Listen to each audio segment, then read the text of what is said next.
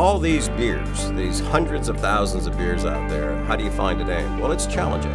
If you go to find a name for a beer, especially if it has the name dog in it, I can guarantee you it's probably taken. Raging Bitch, the beer that has become the First Amendment beer, started out as Double Dog. We use El Diablo yeast. It's a raging yeast. That's actually where the name Raging comes from in Raging Bitch. It's a very aggressive yeast that ferments very aggressively.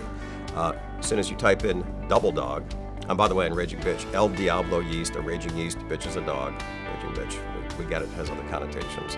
It was our #1 seller from the month we introduced it until today, and women across the board, including every lady who works at Flying Dog. That's the reason we did that. It was our 20th anniversary.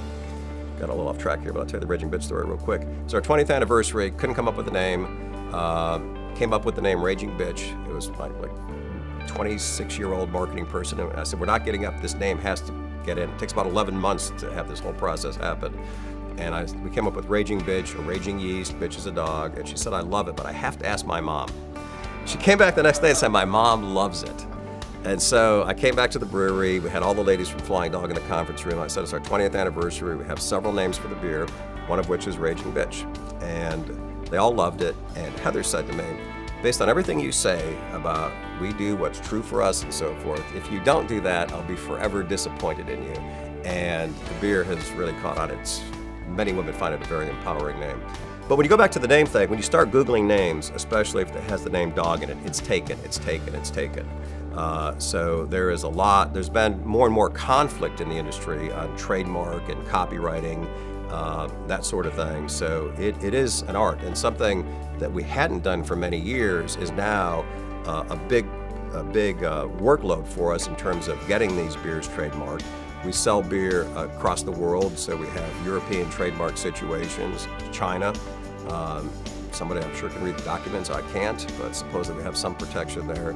It's a big deal.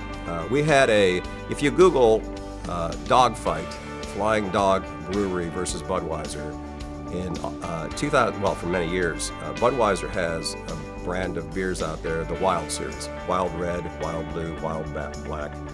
They're beers that we would never do. I'm not saying they're bad beers, they're just beers with flavorings in them that would never be Flying Dog. The art is very similar to Flying Dog's art. The copy on it is very similar. Nowhere does it say made by Budweiser. On the bottom of the package it indicates a brewery. It shows up on the shelf next to our beer sometimes, and we get complaints from our consumers. It was kind of a big deal.